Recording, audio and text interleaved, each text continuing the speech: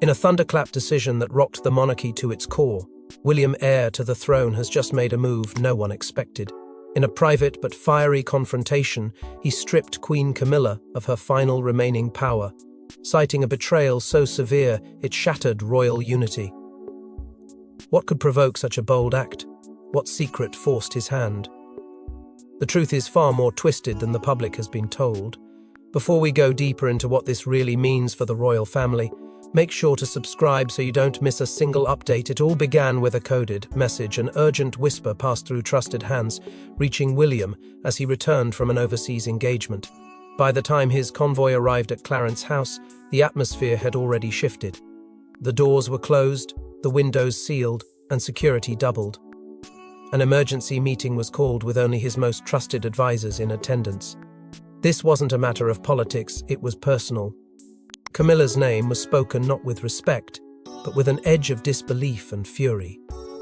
William, usually measured, was visibly shaking, not with fear but with a brewing storm of betrayal that could no longer be ignored. Catherine, Princess of Wales, sat quietly beside him. Her silence was thunderous. She didn't speak, but her presence was strategic, grounding William and silently lending weight to every decision that was about to unfold. She had long endured the quiet hostilities, the subtle undermining, the whispered power plays. But now, those whispers had become evidence. And William, seeing what had unfolded behind closed doors, knew he had to act not just as a son or a prince, but as the future King of England. Camilla had allegedly been orchestrating covert actions behind King Charles's back. What once may have been dismissed as court gossip was now laid bare in stark reports and witness testimony. Internal financial audits revealed she had been exercising quiet control over royal assets, funding private engagements, and redirecting royal protocol for purposes that now seemed far from ceremonial. The influence she held, what remained of it, was no longer just ceremonial pageantry. It was power, real, maneuvering power. And William wasn't about to let it linger one moment longer. In one motion, he rescinded every remaining privilege she held. Her influence over royal protocol was dissolved, her access to financial allocations shut down. Perhaps the most brutal cut of all, the royal seal, once granted to her private office in an honorary gesture of trust and status, was physically removed under William's directive. The symbolism was brutal.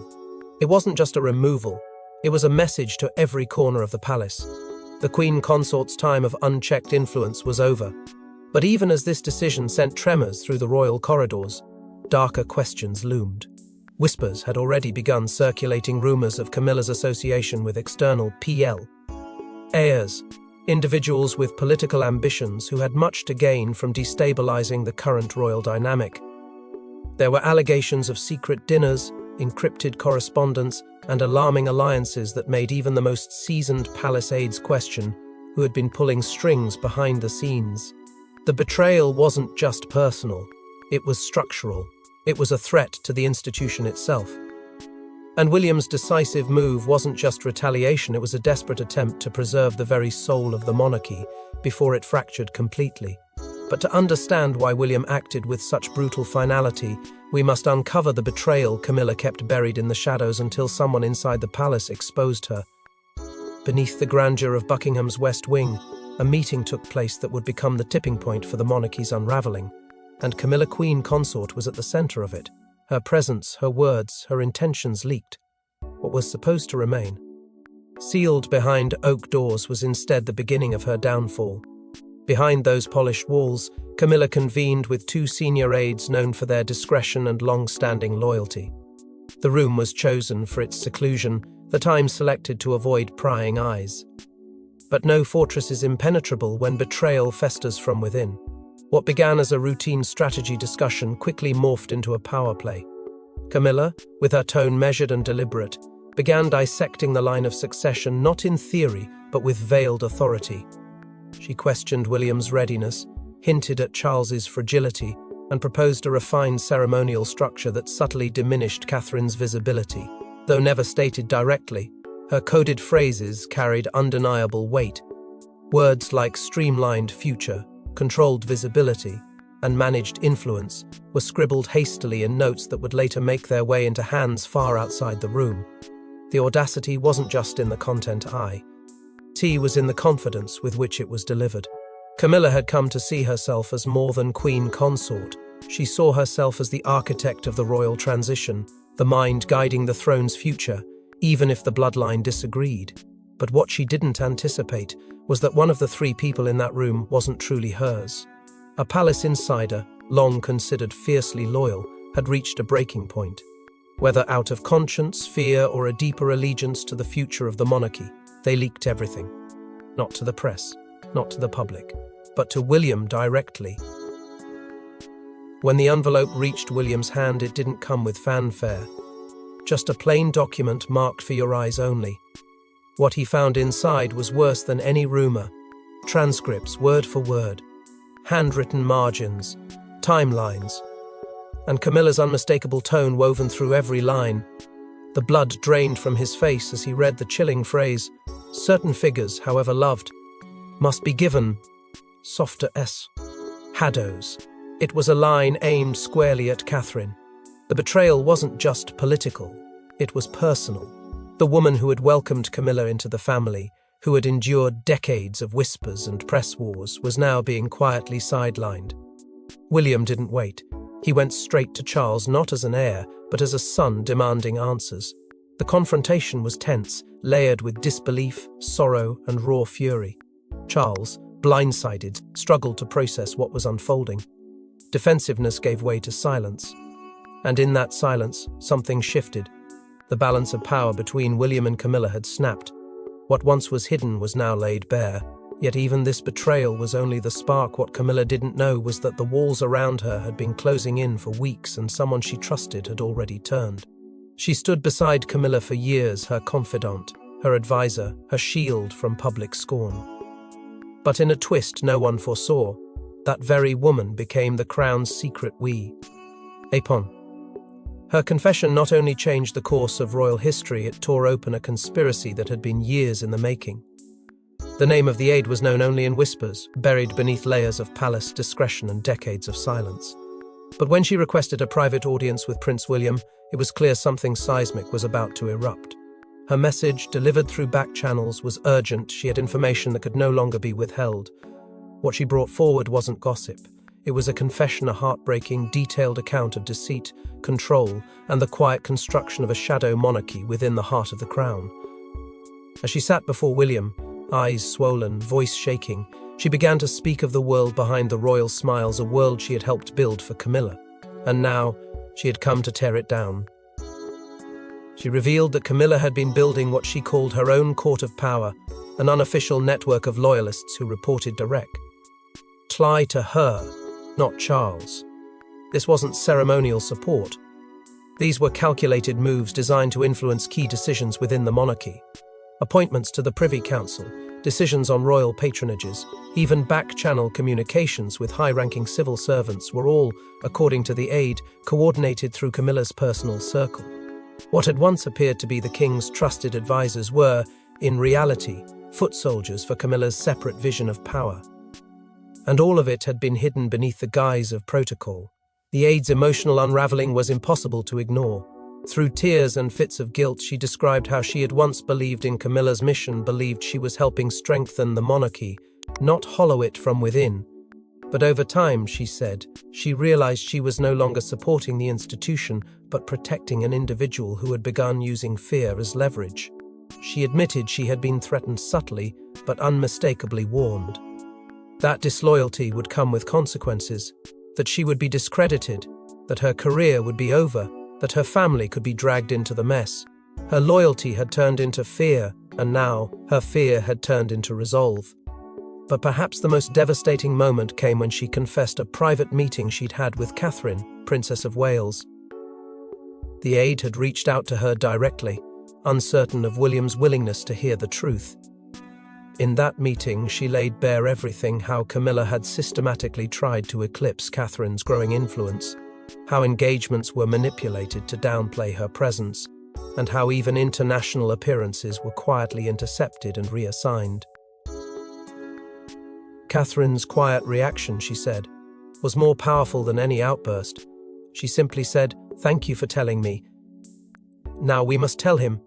And when William heard it all, heard the same story confirmed by both women, his horror was no longer abstract.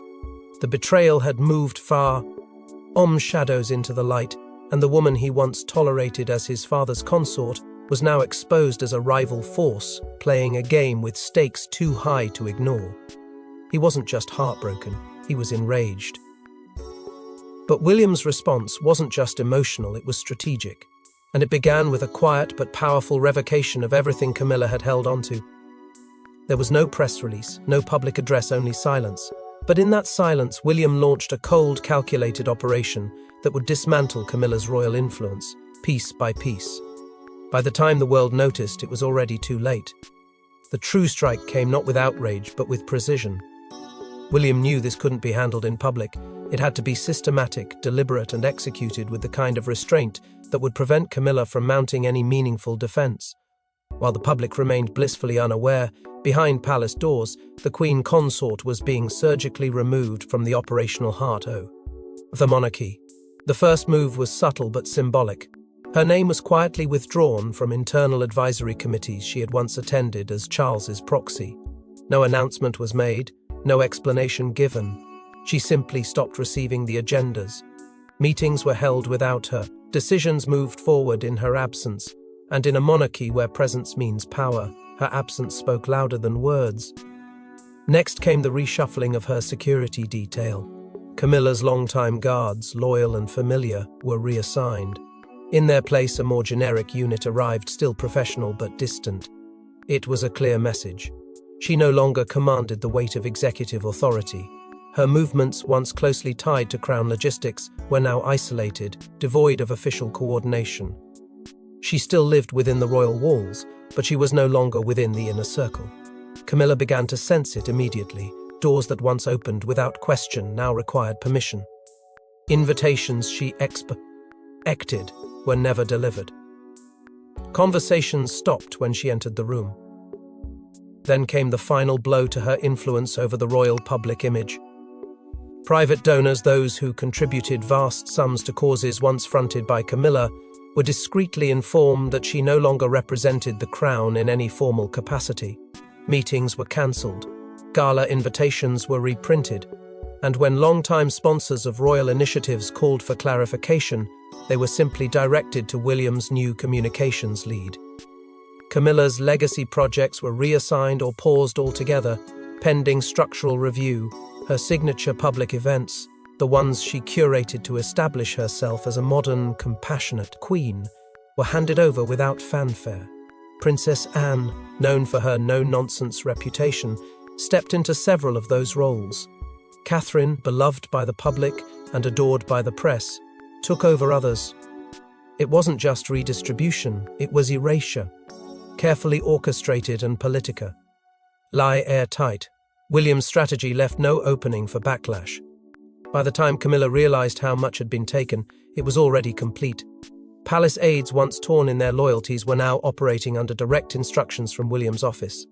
The old system had been replaced, and Camilla, once a central figure of the monarchy's modern structure, found herself in isolation. Her reaction, according to one insider, was a volatile mix of disbelief, rage, and deep-seated fear. She had underestimated William, and worse, she had underestimated how far he would go to protect the throne and the woman he loved. And just when Camilla thought she could plead her case, an even more damning discovery shattered her final defense. Locked in a gilded drawer for years, these letters were never meant to be seen by the king. Written in secrecy and signed with Camilla's distinctive scrawl, they were meant for someone else entirely. But when they surfaced, they detonated a scandal William could no longer ignore. It happened during a routine review of archival material, a task William had undertaken quietly with a trusted aide in preparation for a major transition of royal responsibilities. Among the expected files, routine correspondence, outdated engagement schedules, and ceremonial briefings was something far less ordinary. Hidden in the false bottom of an antique desk passed down through generations was a velvet envelope sealed with an unfamiliar crest. Inside were letters handwritten, unmistakably Camilla's, and addressed to someone whose name had been purposefully omitted. The language was deliberate, the tone confidential, and the implications staggering. As William read the pages, a chilling narrative emerged. The letters detailed long-term coordination with individuals outside the palace, unnamed political operatives, who appeared to be advising Camilla on how to subtly shift influence away from Charles and toward her own circle. The content was strategic and alarming. One letter proposed a gradual reduction of Charles's public appearances, citing age fatigue as a publicly palatable reason. Another hinted that if his health were to decline further, additional opportunities may arise to guide the future monarchy into steadier, more experienced hands. The phrase, chilling in its precision, left no doubt as to her intent. Camilla wasn't waiting for power to come to her, she was laying the groundwork to take it. What sent a deeper shiver through William's spine was the unmistakable suggestion that Charles's vulnerabilities were not being safeguarded but potentially exploited. The tone wasn't one of concern, it was calculation. Camilla had positioned herself not just as consort, but as operator, engineer, and architect of a palace takeover cloaked in tradition. These were not mere observations or opinions. These were plans, coded, careful, and crafted with the help of outside influence. William immediately shared the letters with Catherine. Her reaction was one of restrained but furious disbelief. She read them word by word, then closed the final page and whispered, "This is the ultimate treason." For Catherine, it was more than a betrayal of the family. It was a betrayal of the monarchy's very spirit, a campaign of manipulation executed behind closed doors, with the king as its unwitting figurehead. And she knew what this meant for William. This wasn't just another act of disloyalty, it was war. With the letters in hand, William had more than enough justification for what came next. But even so, he hesitated not out of weakness, but out of the devastating understanding that this time it would break something that could never be restored. Camilla had crossed the line between ambition and subversion. And now, the son of the king was prepared to protect the crown by any means necessary. But with Charles still unaware of the full truth, William had one final confrontation left, and it would change the monarchy forever. It was not just a conversation, it was a reckoning. In the quiet study of Sandringham, William finally faced his father with the truth. And Charles, torn between loyalty, love, and legacy, was forced to choose between his queen and his crown. William arrived with purpose, but not rage. What he carried wasn't emotion, it was evidence. The letters, the testimonies, the transcripts, all meticulously prepared, all irrefutable. For weeks he had waited for the right moment, the right setting, and now, away from the eyes and ears of the court, he laid everything bare before his father. Charles at first couldn't speak. The king had known Camilla's ambition, but not the depth of her strategy, not the coldness in her words, not the calculated silence with which she positioned herself above the very throne he sat upon. His hands trembled as he scanned the lines of Camilla's letters. His expression shifted from disbelief to confusion, and finally, to something William hadn't seen in his fat. Since the death of Diana, devastation. What followed was not a heated argument, but a painful unfolding of truths that had long been suppressed. William didn't hold back. He told Charles that this wasn't merely about betrayal. It was about the monarchy's survival. The public could not know, and yet the crown could no longer afford to keep Camilla's manipulations locked behind palace walls. Catherine's name had been dragged through the shadows, royal tradition had been warped, and Charles had become a pawn in a game that sought to remove his very relevance. William spoke not as a son, but as a future king forced into war with the Queen consort. Then came the ultimatum, spoken with calm but ruthless conviction. If Charles failed to act, if he continued to shield Camilla from consequences, William would step away. From the duties, from the future, from the throne itself. He would not inherit a kingdom tainted by quiet corruption. That moment, heavy with ancestral weight, broke the asked defenses around Charles's heart. And then, as silence returned to the room, the king looked down at the letters and said, "Then she's no longer protected." It was the first and final sentence of a new chapter. The decision was swift. Camilla's name was removed from all official patronages. Invitations bearing her signature were rescinded. Her ceremonial role in upcoming state events was revoked without explanation. Inside the palace, the staff was informed without emotion. Her duties have been suspended indefinitely. And while the public remained unaware of the earthquake shaking the heart of the monarchy, behind closed doors, the hierarchy had changed. The woman once crowned beside the king had now been unseated quietly, but absolutely. What came next wasn't just about stripping Camilla of her power, it was about rewriting the monarchy's future, with or without her. While the palace trembled with the weight of betrayal, one figure moved through the ruins with quiet resolve. Catherine, once overshadowed by royal drama, stepped forward not as a symbol, but as a force, and her presence would become the crown's new foundation.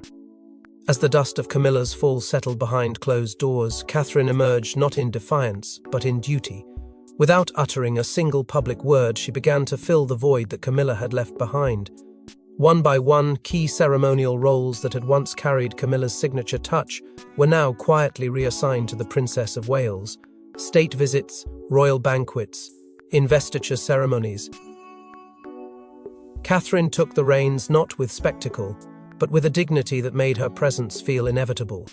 Where Camilla once projected dominance, Catherine emanated trust, and the public felt it instantly. What began with ceremonial reassignment quickly evolved into influence with substance. Catherine took direct leadership of a major national health initiative, a program Camilla had once championed. But instead of merely continuing it, Catherine reshaped it. Her version wasn't about optics or soft power. It was about measurable change, visible impact, and deep empathy. Within weeks, media outlets across the Commonwealth began referring to her not just as the future queen, but as the monarchy's quiet savior. Approval ratings soared. Public confidence in the royal family, once bruised by internal discord, began to rebuild around her calm, composed leadership. But this was not simply about media perception. Behind palace doors, aides noticed something far more consequential. William, hardened by recent betrayals, had begun leaning more and more on Catherine's counsel. Meetings once reserved for senior royal advisors now included her. Strategy, messaging, diplomatic engagement. Catherine was not merely present, she was steering the wheel from the passenger seat. And with each decision she influenced, it became clearer that she wasn't simply preparing to support the next monarch. She was quietly modeling what it meant to be one. Aides, never shy in private speculation, began whispering about the unthinkable an era where Catherine, not just as queen consort, but perhaps one day as queen regnant, would lead the monarchy forward. It was an idea once far-fetched, now echoed in the corners of palace corridors. Her ability to command respect without demanding it, to wield power without showcasing it, had shaken even the most traditional courtiers. In the void left by Camilla's collapse, a new kind of strength had taken root, and that strength had a name. But even with Camilla's power gone, her presence still lingered, and her next move would shock even her closest allies. Just when the royal family thought Camilla had been silenced, a leaked message to a well-known tabloid reignited the flames. The words were veiled, the source unconfirmed, but the damage was done. Was this a final cry for redemption or a calculated strike from the shadows? The story broke like a thunderclap across the morning news cycle. An anonymous tip delivered to one of the UK's most infamous tabloids, claiming that Queen Camilla had been unfairly ousted in a secret palace power play, led by none other than Prince William. The headline, splashed in bold type, painted William not as a protector of the throne, but as a bitter rival consumed by jealousy. It alleged that William had long resented Camilla's influence over his father, and that his actions were not a response to betrayal, but a ruthless grab for absolute control. The leak suggested that the so-called evidence used to justify Camilla's removal had been cherry-picked, exaggerated, or worse, fabricated. The fallout was immediate. Social media erupted. Online debates raged between those who defended William's actions and those now questioning everything. Headlines from sympathetic outlets pivoted. Was Camilla a victim all along? Inside William's secret coup? The speculation spread like wildfire, fueled by the vacuum of official comment from the palace. While William and Catherine continued their duties with composed silence, behind the gates of the monarchy, chaos had returned. The Royal Communications Office scrambled to manage the narrative. Emergency meetings were called. Advisors pulled long hours tracing digital footprints, trying to find the origin of the leak. The trail, they discovered, was complex, routed through private networks, encrypted messages, and possibly multiple intermediaries. But one thing was clear: whoever sent the message knew exactly what to say and when to say it. Internally, suspicion swirled. Some believed it was a loyalist of Camilla acting on her behalf. Others feared she had orchestrated it herself, using her last weapon, public perception. Though no direct proof tied her to the message, whispers inside the palace said she remained defiant, secluded but far from defeated. She had lost her titles, her platform, her access, but not her voice. And this leak, timed with cruel precision, reminded the monarchy that Camilla was still a player in the game, even if she had been forced off the board. The message had done its job. It cast doubt. It cracked the carefully restored image of unity. It reopened wounds that had barely begun to scar. The royal family had tried to close the book on Camilla's chapter quietly, but now the ending was being rewritten under the harsh glare of public opinion. And no matter how hard the palace tried to steer the narrative, they were no longer in control of it. As the dust settles and public trust teeters, one final chapter remains, one that could either heal the monarchy or fracture it beyond repair. This wasn't just about Camilla. It was about the soul of the monarchy, its future, its legacy, and who truly holds power behind the throne. With Camilla cast out and William emerging as the true force behind the crown, the royal family enters a new, uncertain era. But at what cost? In the weeks that followed the final unraveling of Camilla's influence, a new structure began to take shape. Quietly, but unmistakably, William assumed the role once reserved only for heirs-in-waiting. He was no longer merely preparing for the crown, he was wielding the weight of it. Around him, a new inner circle formed. Princess Anne, sharp, experienced and fiercely loyal to the institution, became a trusted voice. Catherine, steady and commanding, provided not just support but strategy. And behind the scenes, key reformers, advisors not bound by tradition but focused on renewal, gathered around William like gravity itself was shifting. The royal machine had been recalibrated, and it was moving to his rhythm now. Camilla, by contrast, remained a ghost in name only. Still legally queen consort, her title carried no weight. Her office was silent, her calendar empty, her seal unused. She appeared in no public events. Her portrait still hung, but her power had vanished. And while the monarchy never publicly addressed her fall, the silence surrounding her spoke volumes. The woman once positioned to anchor Charles's reign had become a peripheral figure, present, but utterly powerless. Yet in the background, an unease lingered. Charles, though publicly steadfast, showed signs of wear. His health, always a whispered topic in courtier circles, became more than just idle concern. Missed engagements, extended retreats, and sudden changes to official programs fueled speculation that his strength was faltering faster than anticipated. The monarchy, though outwardly poised, was holding its breath. A more dangerous shift, however, was happening within. The royal household itself had begun to fracture. Factions loyal to Camilla, those who had benefited under her leadership, found themselves marginalized. Whispers of discontent grew louder in the halls of influence. Not overt defiance, but quiet resistance. A cold war between the old guard and William's new era had begun, and it was far from settled. Outside the palace, the tone was different.